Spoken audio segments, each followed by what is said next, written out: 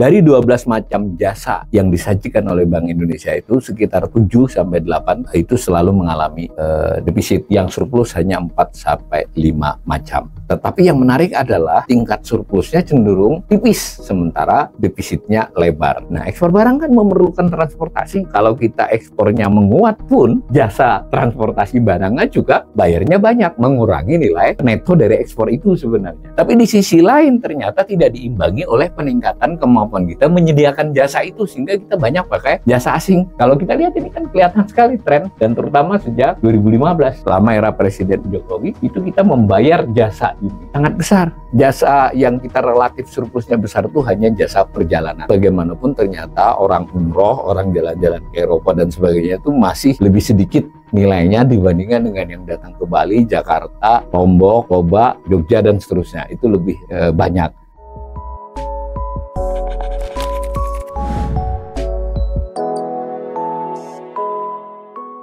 Kita sudah pernah mempelajari bahwa penduduk Indonesia itu memakai jasa asing, dan penduduk asing juga ada yang memakai jasa Indonesia. Lalu terjadi ekspor dan impor. Kita perlu melihat sebetulnya bagaimana perkembangan ekspor jasa kita, bagaimana perkembangan impor jasa kita. Ada 12 macam jasa yang disajikan oleh Bank Indonesia. Jadi Bank Indonesia dalam hal ini ya BPS tidak terlalu fokus dalam hal ini. Nah, di jasa-jasa tersebut secara total kita lihat, lalu secara item-item jasa itu seperti apa. Kita melihat dalam hal jasa keseluruhan kita selalu mengalami defisit, di mana defisitnya dari tahun ke tahun cukup besar. Pada tahun 2023 kita mengalami defisit 17,92 miliar. Dari kita membeli jasa sebanyak 33,43 dan menerima pembayaran, artinya orang asing beli jasa kita sebesar 1,35 miliar. Dari 12 macam jasa yang disajikan oleh Bank Indonesia itu sekitar 7-8 itu selalu mengalami defisit. Kadang ada 1-2 jasa yang bisa berfluktuasi ya. Lalu yang surplus hanya 4-5 macam. Tetapi yang menarik adalah tingkat surplusnya cenderung tipis, sementara defisitnya lebar. Nah, saya ingin memperlihatkan kepada para pembelajar ekonomi ini jasa-jasa apa yang kita mengalami defisit cukup lebar, yang terkait dengan total ini tadi ya, bayar 33,43, menerima 1,35, sehingga defisitnya 17,92. Itu netonya. Nah, mari kita lihat salah satu yang menyumbang defisit terbesar adalah jasa transportasi. Jadi jasa transportasi berarti dalam hal menerima, ya ada pihak asing yang pakai Garuda, dia misalnya penumpang, atau pakai Pelni dalam konteks kargo barang. Nah, kita juga sama, kita mungkin naik pesawat memakai maskapai asing, atau kita mengirim barang lewat kapal laut, itu adalah impor namanya. Nah, angkanya di tahun 2023 kita hanya menerima 4,31 miliar, sementara kita membayar 13 miliar, sehingga kita mengalami defisit 8,7 miliar. Nah, kita bisa melihat perkembangannya selama beberapa tahun. Nah, khusus jasa transportasi ini karena sangat penting disajikan lagi oleh Bank Indonesia menjadi 2 macam rinciannya, yaitu jasa transportasi barang, dan ini yang terbanyak. Jadi bisa kebayang ya sebagai imajinasi, itu bisa kapal laut terutama, lalu pesawat kargo. Yang 2 macam itu yang porsinya terbesar, karena ini ekspor impor ya. Nah, maka terlihat bahwa kita dalam hal transportasi barang, yang orange ini menunjukkan kita bayar, yang biru menunjukkan kita menerima. Secara sederhana tentu perlu kajian ya. Berarti memang industri maritim kita tidak berkembang, industri dirgantara kita tidak cukup berkembang sebenarnya kan, bahwa kita masih memakai banyak jasa asing. Dikaitkan dengan ekspor barang. Nah, ekspor barang kan memerlukan transportasi. Nah, ini jadi dilema. Kalau kita ekspornya menguat pun, jasa transportasi barangnya juga bayarnya banyak, mengurangi nilai neto dari ekspor itu sebenarnya. Nah, ini kelihatan ya. Lumayan ini 7,4 4 miliar dari total defisit sekitar 17 miliar. Dan kalau dilihat gambarnya ini juga tidak ada tanda-tanda menurun ya, bahkan menaikkan pembayarannya. Penerimanya sih ada mengalami sedikit kenaikan, tetapi tetap saja selisihnya ya semacam itu.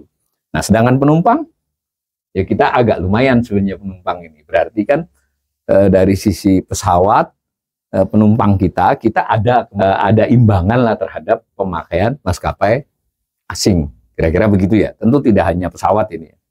Maka datanya seperti itu. Tapi bagaimanapun menyumbang defisit sebanyak 1,35. Nah, lalu itu jasa transportasi, baik barang maupun penumpang. Lalu ada jasa lain lagi, yaitu jasa telekomunikasi, komputer, dan informasi ya. Nah, ini juga selalu defisit. Dulu tidak. Ini tentu data seperti ini tidak harus kita baca secara negatif ya. Berarti artinya kan memang penggunaan telekomunikasi, kemudian komputer dan informasi itu kan memang meningkat penggunaannya oleh rakyat Indonesia, dan itu mesti terkait dengan produksi ya, dengan pertumbuhan ekonomi. Tapi di sisi lain ternyata tidak diimbangi oleh peningkatan kemampuan kita menyediakan jasa itu, sehingga kita banyak pakai jasa asing.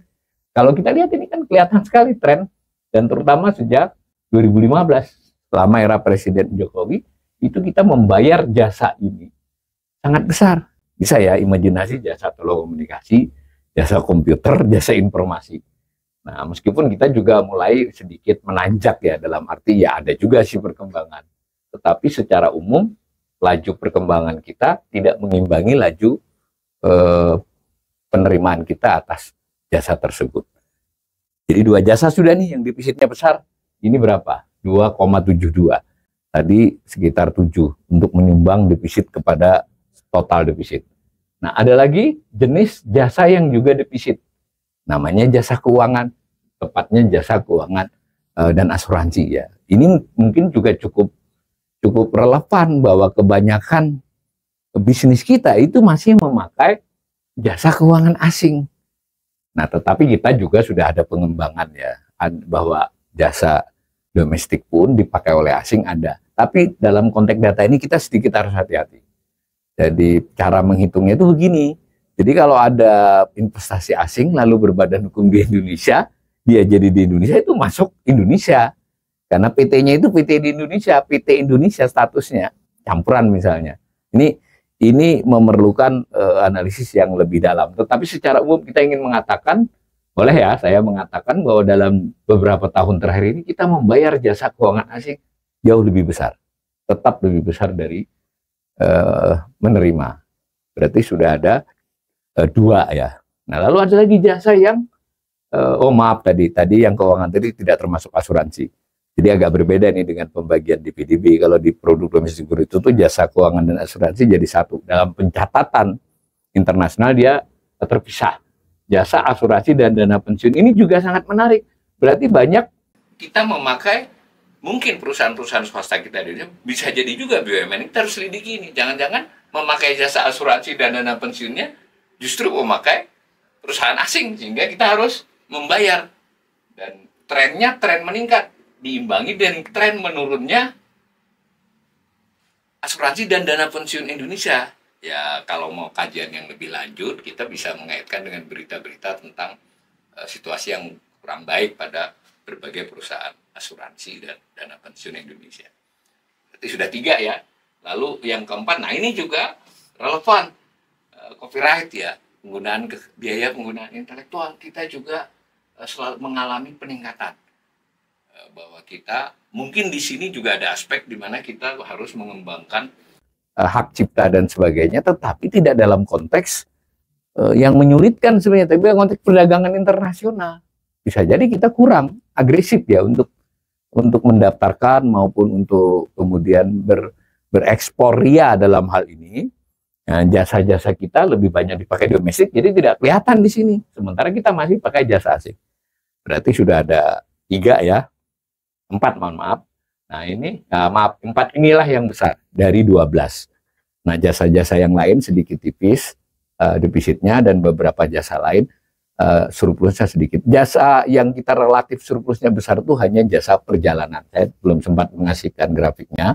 Travel Karena bagaimanapun ternyata orang umroh, orang jalan-jalan ke Eropa dan sebagainya itu masih lebih sedikit nilainya dibandingkan dengan yang datang ke Bali, Jakarta, Lombok, Toba, Jogja dan seterusnya. Itu lebih banyak.